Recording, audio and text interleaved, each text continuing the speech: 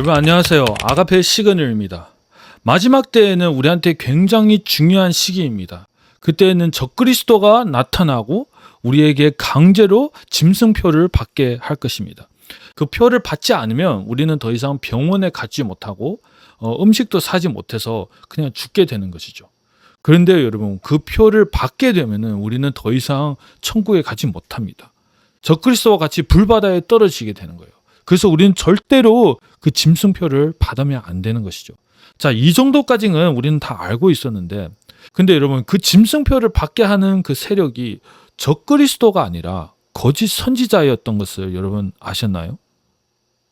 거짓 선지자? 적그리스도가 아니라? 네. 제가 성경을 보기 전에도 저도 적그리스도가 짐승표를 우리한테 줄 거라고 생각했는데 그게 아니었더라고요.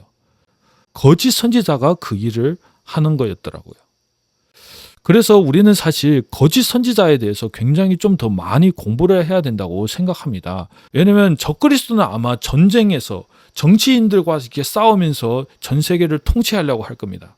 그런데 여러분, 거짓 선지자는 어떤 거짓된 그런 사상으로, 거짓된 믿음으로, 어떤 철학으로 우리를 미혹하고 우리를 하나님을 믿는 그 믿음에서 떠나게 하려고 만들 것입니다.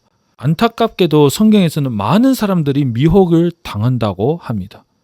그래서 여러분, 우리는 정말로 거짓 선지자들의 하는 그런 사역들을 잘 분별할 수 있어야 됩니다. 오늘 이 영상이 거짓 선지자를 분별하는 데에 도움이 조금이라도 됐으면 좋겠습니다. 자, 그럼 바로 성경으로 돌아가 볼게요. 요한계시록 13장 11절. 내가 봄에 또 다른 짐승이 땅에서 올라오니 새끼 양 같이 두 뿔이 있고 용처럼 말하더라. 여러분, 여기 특별히 새끼 양 같다고 이렇게 기록이 되어 있는데요. 새끼 양은 뭡니까? 정말로 온순하고 힘이 없고 우리가 봤을 때는 거룩하고, 그렇죠? 그런 이미지죠. 하나님의 종처럼 보이고 어쩌면 예수님처럼 보이는 그런 외모적인 캐릭터를 갖고 있다고 하면 됩니다. 근데 이 거짓 선지자는 용처럼 말하더라 라고 이렇게 기록이 되어 있습니다. 용처럼 말하는 것이 뭡니까? 사람을 미워하고 거짓으로 사람들을 미혹하고, 그렇죠? 사탄이 하와를 미혹한 것처럼, 사탄이 예수님을 시험할 때 그 쓰던 그 단어들처럼 우리를 그런 식으로 미혹한다는 것입니다.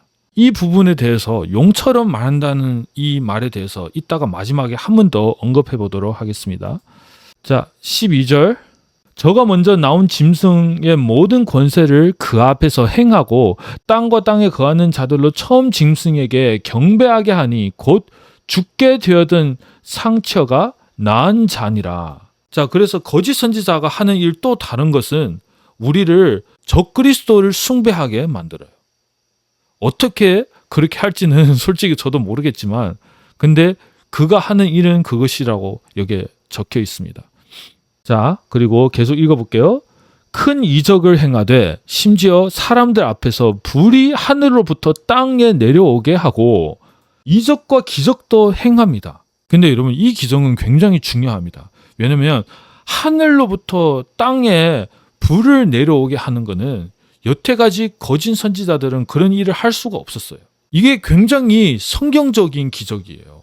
구약시대 때 엘리야가 했던 그 기적이고, 근데 이 마지막 시대의 시작쯤에 두 증인이 나와서 그들도 이제 하늘로부터 이제 불을 내려오게 하는 그런 기적을 하면서 이 세상의 악한 세력들을 책망했죠. 그리고 우리는 그들을 보면서 이들은 하나님의 종이다, 하나님의 두 증인이다 생각할 그런 때가 있어요. 근데 바로 그들이 이제 적그리스도한테 죽임을 당하고 나서 이 거짓 선지자도 하늘로부터 땅에 불을 내려오게 이렇게 만드는 거예요. 그러면 여러분, 우리가 이걸 보고 하나님의 종이다 이렇게 생각할 수도 있겠죠. 생긴 거는 또 굉장히 순하게 생기고 굉장히 우리가 봤을 때는 거룩하게 보이고 온순하게 보이면서 하나님의 말씀을 하는 척하지만 용의 말을 하고 있다는 것을 분별하지 못하면은 충분히 넘어갈 수도 있다고 저는 생각합니다. 자, 계속해서 읽어볼게요. 자, 짐승 앞에서 받은 바 이적을 행함으로 땅에 거하는 자들을 미혹하며 땅에 거하는 자들에게 이르기를 칼에 상하였다가 살아난 짐승을 위하여 우상을 만들라 하더라. 15절 저가 권세를 받아 그 짐승의 우상에게 생기를 주어 그 짐승의 우상으로 말하게 하고 또 짐승의 우상에게 경배하지 아니하는 자는 몇이든지 다 죽이게 하더라. 와우. 그래서 그 적그리스도의 이제 우상을 하나 만드는데 그 우상이 말하게 하고 이건 도대체 어떻게 할지는 저도 모르겠습니다. 그런데 그 우상을 경배하게 만드는 거예요. 그러면 여러분 여기서는 이렇게 생각할 수도 있어요. 우리가 어떻게 적그리스도의 우상에게 경배할 수 있겠나? 근데 저는 여기서 한번 생각해 봤어요. 적그리스도가 진짜로 하나님, 진짜로 예수님을 대적하려면 자기 자신이 재림 예수라고 얘기하지 않을까? 그러면서 많은 기적을 우리한테 보여주면서 우리를 설득해 버리는 거 아닌가? 그리고 나서 나는 예수라라고 하면서 나를 경배하지 않는 자는 다 죽게 될 것이다. 이렇게 나오지 않을까 한번 생각해 봅니다. 저는.